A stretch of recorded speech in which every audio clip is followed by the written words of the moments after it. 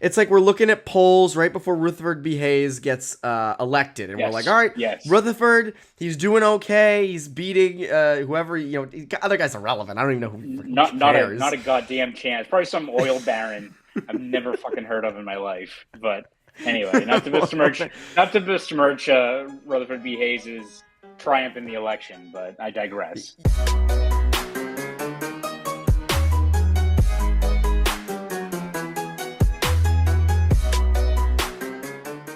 And welcome into Poke the Bear, episode 183. I am Evan Marinofsky. That is Conor Ryan. Conor, what is up? Evan, I'm doing well. How you doing? Doing great. It's funny. We're at 183. It's been a lot of episodes we've done together. A lot of Bruins Beat episodes we've done together.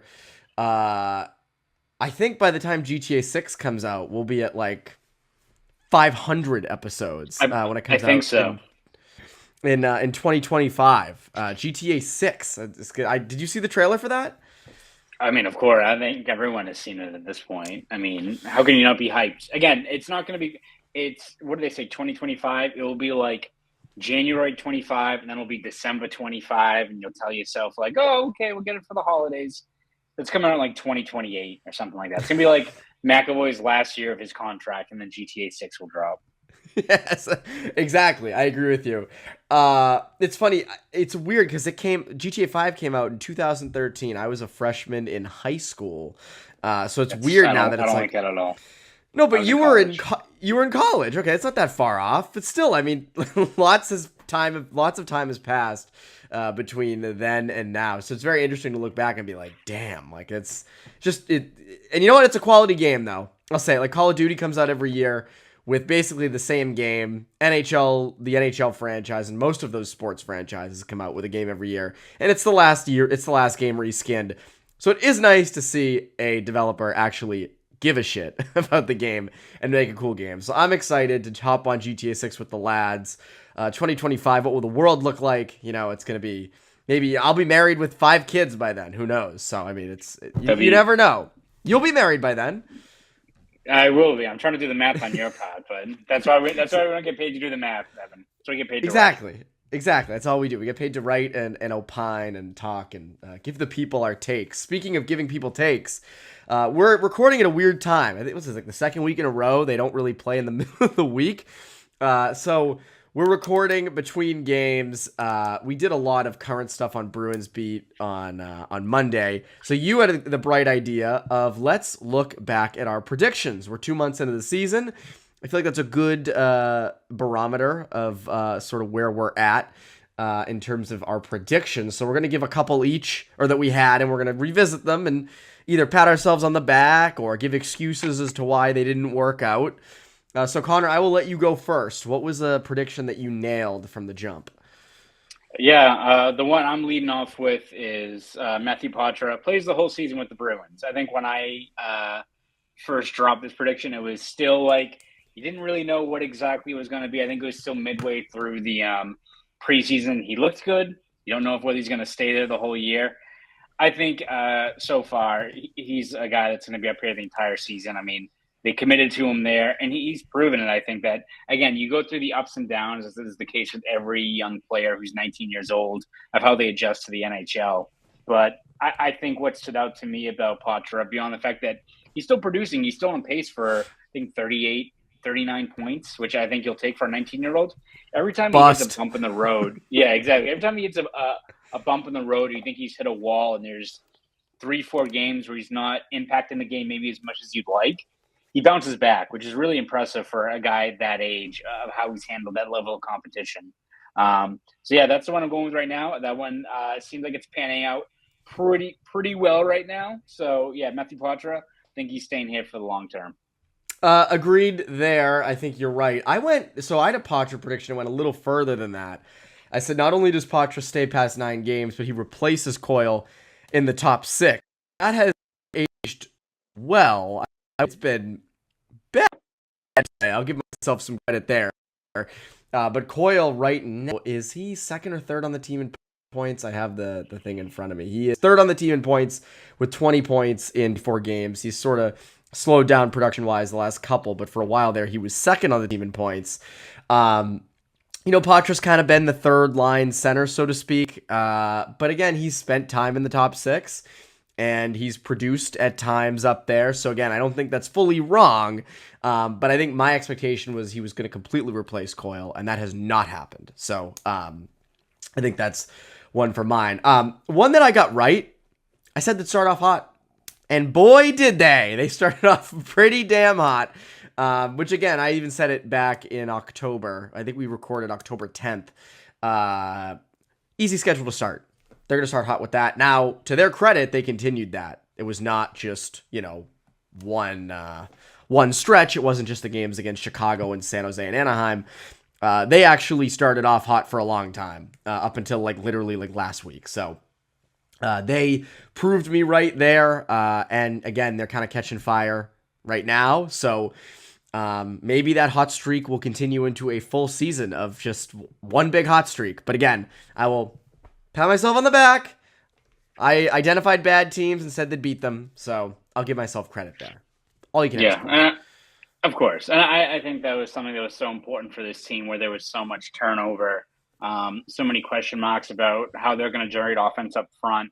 The new players, rookie players in critical spots of the lineup. You needed to get on a roll there. And again, some of those teams seems like they have improved a little bit, but I look at even to go on the West Coast early on. They go play the LA Kings on the road, which they look like one of the best teams in the Western Conference. Like having those games against teams like the Blackhawks or the San Jose Sharks or something like that, and getting on a roll, getting into good habits, especially, I think really has paid dividends. And I think you make the same argument last year where you had a few guys in critical spots to line up early on and you want to see how they were going to pan out. How is David Krejci going to go back, getting back to NHL competition? There was, people forget that there was a lot of question marks about that team in terms of how legit they were going to be. You start off hot and all of a sudden you just start having that momentum and those good habits roll with you throughout the year. And it seems like it's been the case so far this season as well.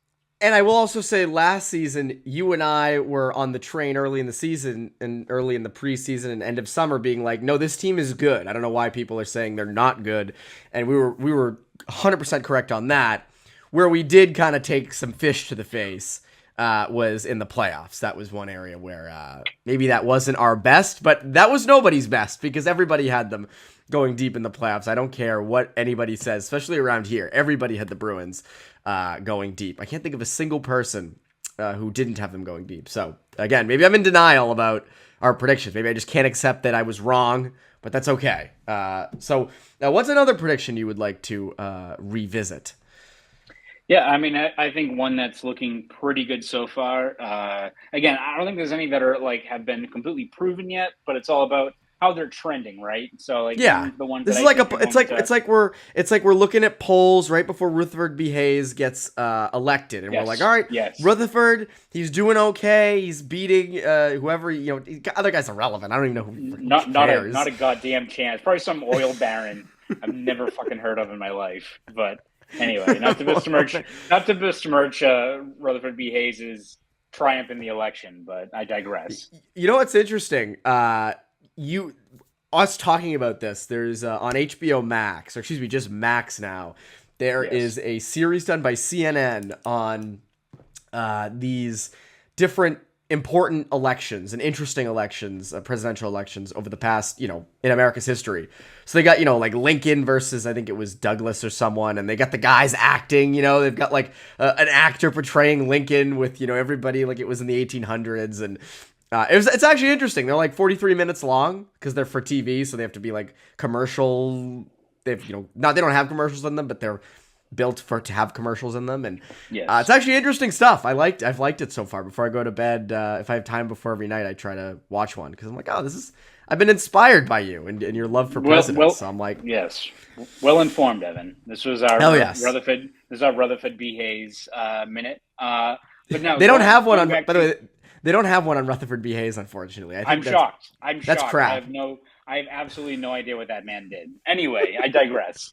If we're looking at another prediction, one of the things looking pretty good right now.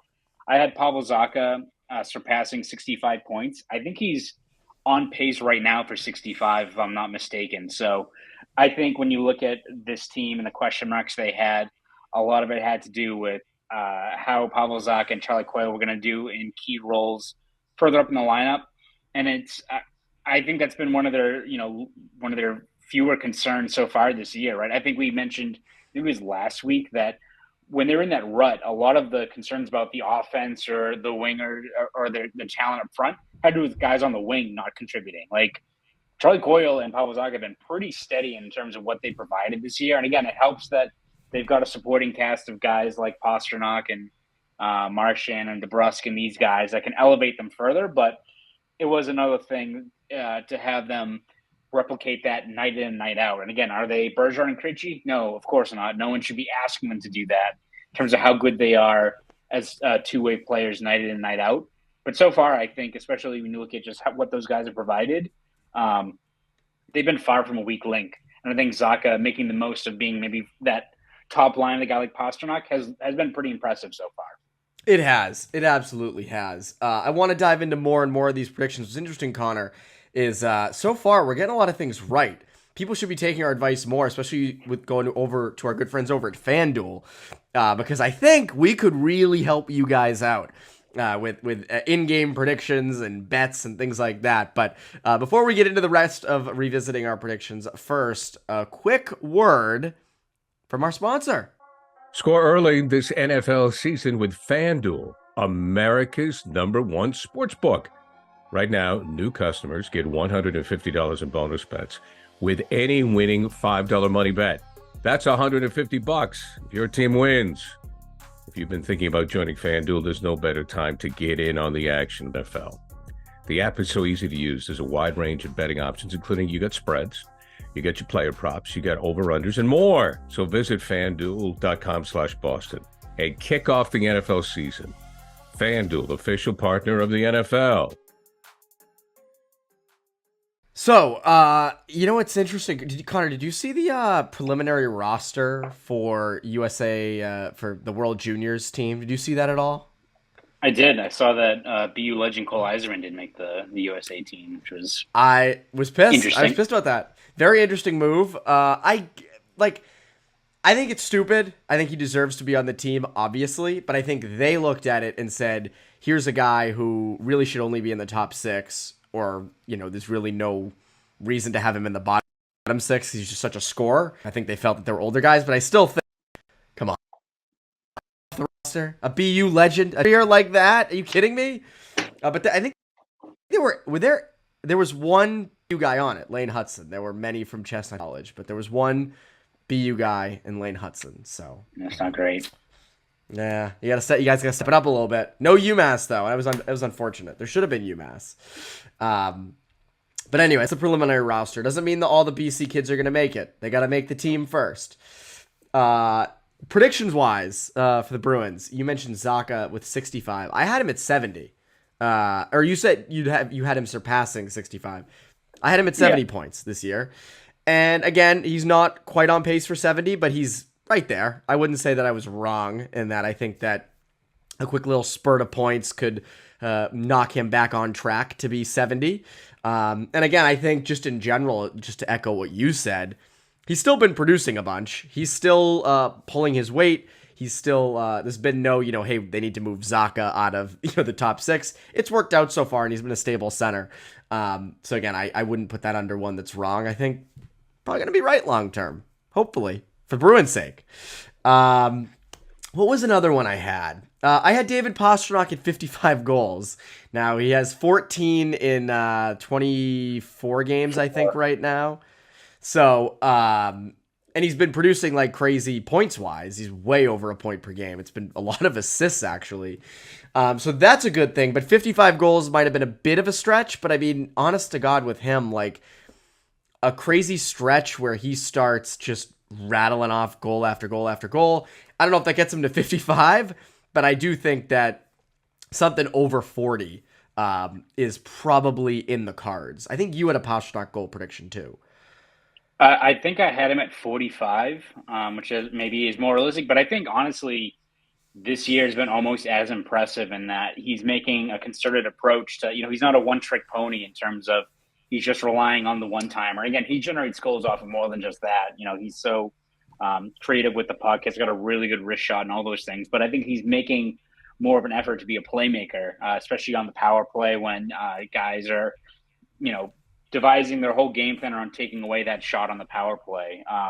Whether it's that on the man advantage or that's at 5-on-5 play, he's being more involved, I think, in getting other guys involved, getting other guys going. And that's a sign of not just a great offensive player, a great guy that can really kind of change his overall approach and still do damage on the score sheet. Doesn't matter if it's a one-timer goal or if it's a 3-assist night. Like, he's night in, night out, he's making things happen when this team really needs it, especially early on this season. So again, maybe he's not going to finish with another 60-goal season.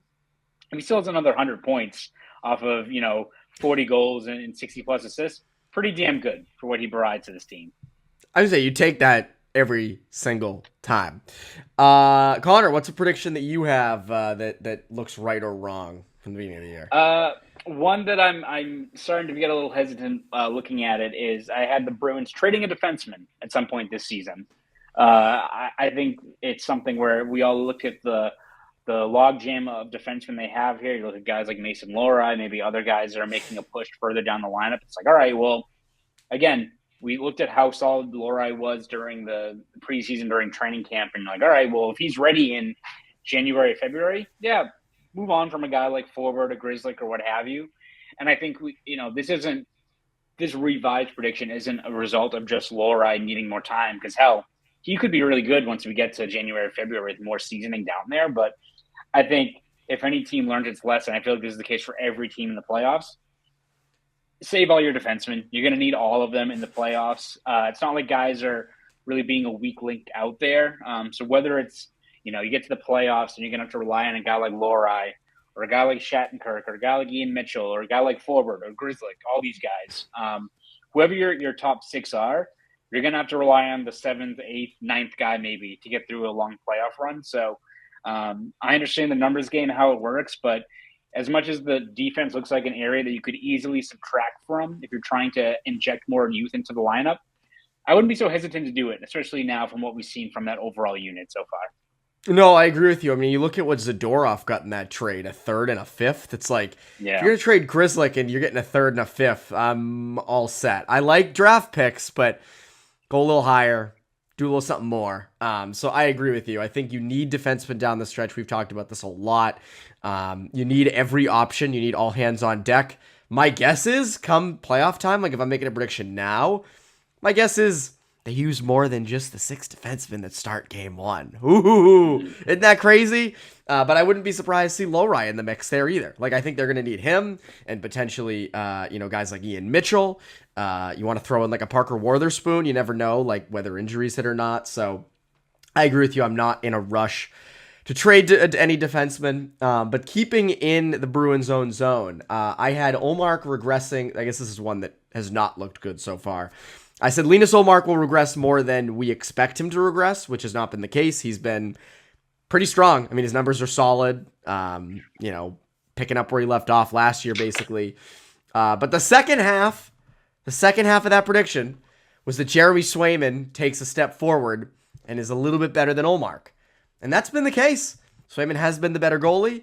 Swayman has, not by a ton. It's 2 very elite goalies, so I don't think it's been like, one way over the other, but he's gotten some harder games, and he's been very solid. I wish, for the sake of my prediction, I wish Jeremy Swayman had a better game at Columbus last Monday, because that would have been that was a good spot for him to kind of not take the job, but assert himself a little bit, pull the Bruins out of a slump. It didn't really happen. I know he was pulled before he had the chance to really kind of rebound mid-game, but still, the 2 goals he let up were kind of soft, and he was ultimately pulled.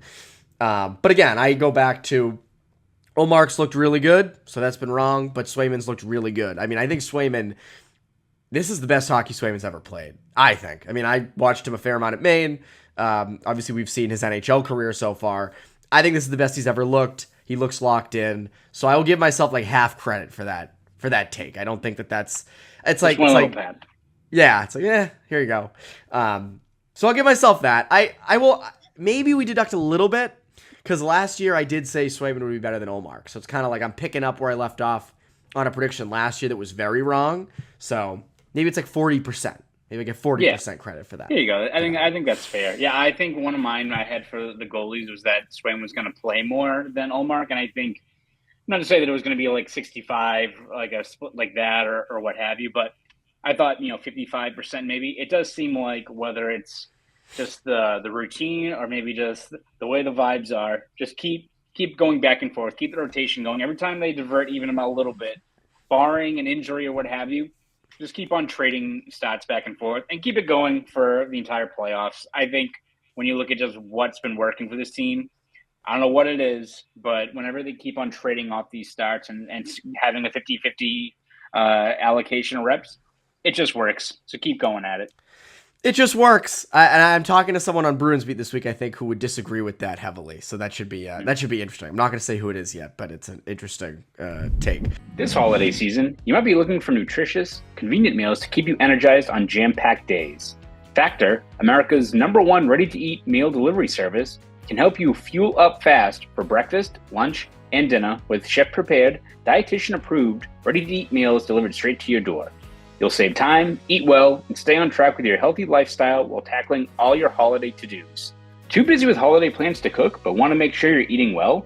With Factor, skip the extra trip to the grocery store and the chopping, prepping, and cleaning up too, while still getting the flavor and nutritional quality you'll need. Factor's fresh, never frozen meals are ready in just 2 minutes, so all you need to do is heat and enjoy. This November, get Factor and enjoy eating well without the hassle.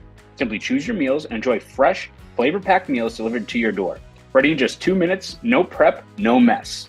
So head to factormeals.com/poke50 and use code POKE50, that's POKE 50, to get 50% off. That's code POKE50 at factormeals.com/poke50 to get 50% off. Do you have any others that you felt that you've been up and down on? Because I went through that episode we did back in October, and you had one. I don't know if you're going to say this now, but what is it? I'm very curious to see what it was.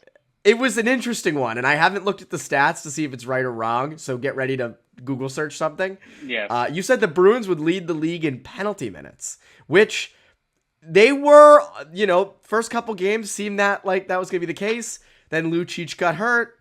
Then Lucic got arrested, and that probably isn't going to happen. I don't know where they rank in terms of penalty minutes, so I don't know if that's right or wrong, but I would guess that they're in the top 15, I would think.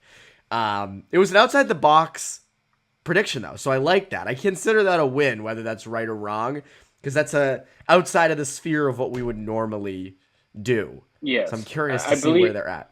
They're definitely in the top 10. They got 248 penalty minutes. They're not. They're still a ways away. There's some goony teams, a lot of like really bad teams that that's kind of their MO in terms of just mucking things up. So, yeah, I did think that this team was going to be a lot more, I think, punishing in terms of their play offensively. That they're not going to have the same high-powered offense, so it's going to be a lot more grinding things out, what have you, generating chances that way. Hasn't really been the case. I think they're still at their best when they're playing a really strong forechecking game and then letting the skill take over, but it's not been like ground and pound, what we thought maybe like, the 2010, 2011 kind of era, or just, or even like what you saw maybe last year from like the Panthers of just relentless pressure, knocking guys around and then capitalizing late. You really haven't seen that so far. So yeah, that one has not panned out all that well right now, barring maybe they'll have like 10 straight games with line brawls or something like that. But I think the other one that sticks out to me that, is trending maybe in the wrong direction, I had DeBrusk signing a contract extension before the new year. And again, that can change. Hell, you just finally put pen to paper on a new deal. But I think in terms of looking at DeBrusk, I think we both expected this was going to be another breakthrough year for him of he finally gets over 30 goals. He's driving play by himself. Hasn't really been the case. I think he's on pace right now for 13 goals and 34 points. I think he's starting. Yeah, I think he's starting to heat up a little bit, which is good. And I think like Montgomery really hasn't been down on his overall game. Like he's still impacting the game beyond, the scoring. But that's what he's going to get paid for. That's still his bread and butter. When he's at his best is especially even strength scoring. So I think for the Bruins, it's, you're more of a waiting game as to what exactly we're getting from him this year. Because I think they'd like to keep him here long term. I think he wants to be here long term. But if he was in the midst of another 30-goal season or something like that, maybe the urgency is more there for the Bruins in terms of signing him now. Where he's in a bit of a slow start to the year, maybe let's weigh things out and see what exactly that final number ends up being. It's like right now, Sweeney and the Bruins are like, Jake, we really like your two-way game. It's really, keep it up. And then they get to the contract negotiating table, and they're like, it's great you have the two-way game, but that's exactly why we're going to be giving you the same contract we gave you 2 years ago. I agree with you. I had the same prediction. I don't know if I said before New Year's, but I said they're going to hash something out. They'll get a contract done.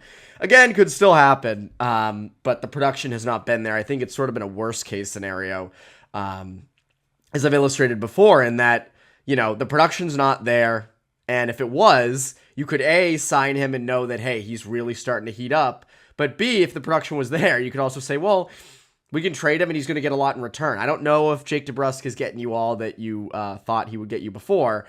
And again, you don't want him leaving in free agency because the cap now, I think they had it at like $87 million for next season. So it will go up. But the question is, is someone going to offer him the bag? I don't know if they're going to do that now after this season. So interesting stuff. I'm out of predictions that I tracked. Do you have any others that you have? I mean, we had playoff predictions, but I don't think we're there yet.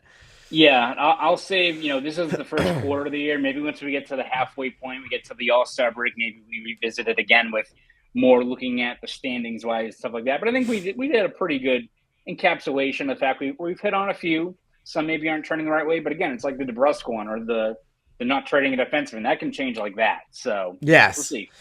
Yeah, I don't think we're way off on any of these. I think we had a pretty good idea of what this team would be. I think overall, I think we're Einstein. That's exactly it's Einstein and Oppenheimer. We're talking by the lake right now. Yes. I think what's interesting though is that, like I said, that start off hot, but I didn't expect 14-1-3 through their first 18 games. I didn't predict that, and I don't think many saw that coming. So I think they did surprise people there.